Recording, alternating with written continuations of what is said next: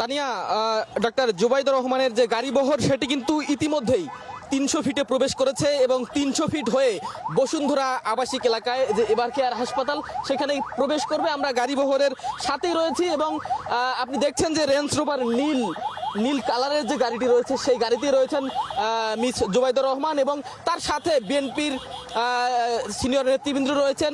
আমরা বিএনপি পরিবারের আহ্বায়ক তিনি রয়েছেন, পাশাপাশি যুক্তরাজ্যের যে চিকিৎসক তিনিও কিন্তু সাথে রয়েছেন এবং গাড়িবহরটি এয়ারপোর্টের ভিআইপি গেট থেকে বের হয়ে এয়ারপোর্টের যে রোড সেটি দিয়ে কুড়িল বিশ্ব রোড হয়ে ইতিমধ্যে 300 ফিট রোডে প্রবেশ করেছেন এবং এই জুবাইদুর রহমানের গাড়ির সঙ্গে কিন্তু বিএনপির কয়েকজন নেতৃবৃন্দ রয়েছেন এবং আমরা বিএনপি পরিবারের আহ্বায়ক তিনি রয়েছেন।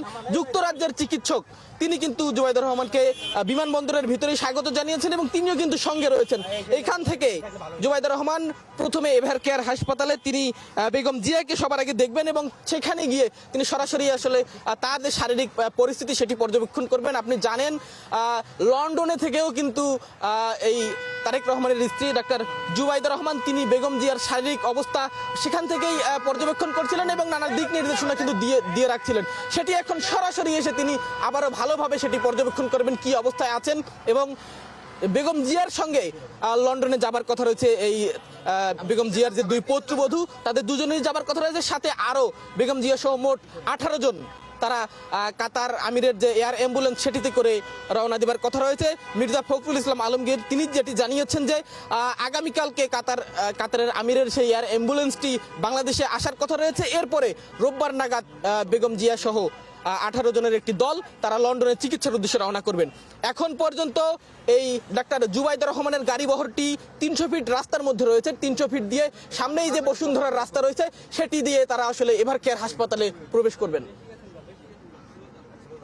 আমরা গাড়ি বামে যাব, বামে ইউটার্ন করব না, বসুন্ধরা ঢুকবো না, ইউটার্ন করে বসুন্ধরা ঢুকবো।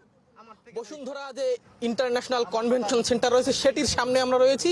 সেখান থেকে রাস্তা ইউটার্ন করে বসুন্ধরা রোডে আমরা এভার কেয়ার হাসপাতালে সেই গাড়িবহরটি প্রবেশ করবে। আমরা গাড়িবহরটিকে আসলে ফলো করছি, গাড়িবহরের সাথে সাথে আমরাও আসলে সেই এভার কেয়ার হাসপাতালের দিকে যাব। মা, পিম্পল 5 দিনেই চলে যাবে। যাবে না মা। যাক, নিমের 5 অংশের পাওয়ারে 5 দিনেই দূর হবে পিম্পল। হিমালয়া পিউরিফাইং নিম ফেস ওয়াশ।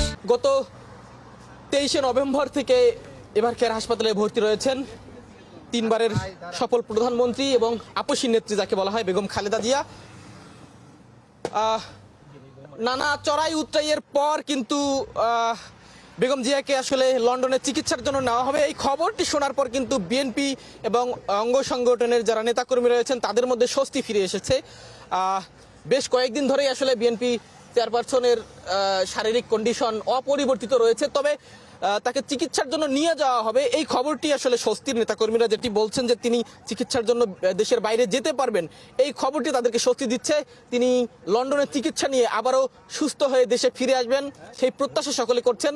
আপনি জানেন সারা দেশেই দোয়ার আয়োজন সহ নানা ধরনের আয়োজনের মধ্য দিয়ে তারা আসলে প্রার্থনার মধ্য দিয়ে আজকে যেহেতু জুমাবার শুক্রবার ধর্মপ্রাণ মুসল্লিরাও কিন্তু আজকে জুমার পরে দোয়ার আয়োজন করবেন বিভিন্ন মসজিদে যেন বেগম জিয়া দ্রুত সুস্থ হয়ে আবারও দেশে ফিরে আসতে পারেন সেই প্রত্যাশা কিন্তু সকলে করছেন।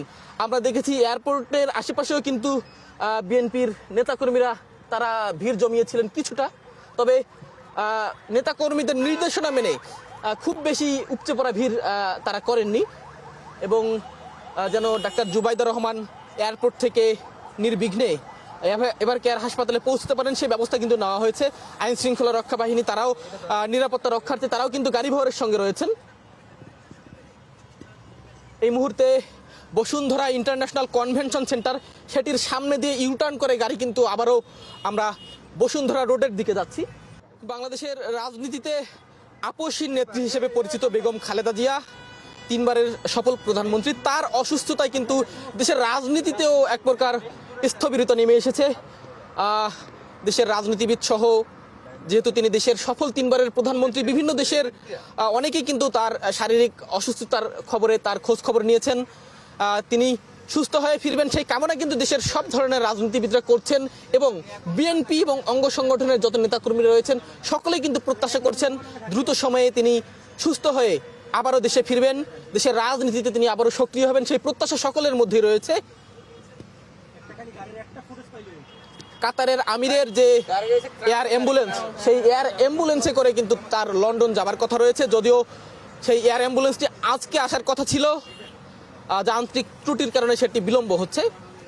বিএনপির মহাসচিব মির্জা ফখরুল ইসলাম আলমগীর তিনি জানিয়েছেন যে সেটি আগামীকাল অর্থাৎ শনিবার নাগাদ সেটি ঢাকায় পৌঁছতে পারেন এবং সেটি শনিবারে ঢাকায় পৌঁছলে রোববার সকাল নাগাদ তাকে লন্ডনের উদ্দেশ্যে নিয়ে যাওয়া হতে পারে, এমনটি জানিয়েছেন কিন্তু বিএনপির মহাসচিব মির্জা ফখরুল ইসলাম আলমগীর।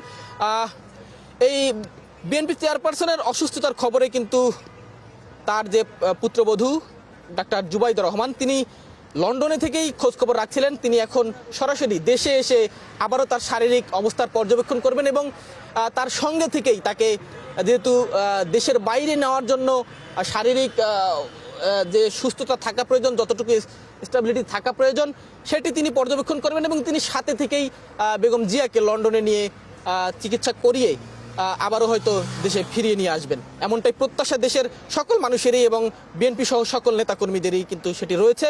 আমরা এখন ডাক্তার জুবাইদা রহমানকে তার যে গাড়িবহর সেটিকে ফলো করছি, সেটি এভার কেয়ার হাসপাতালের দিকে যাচ্ছে।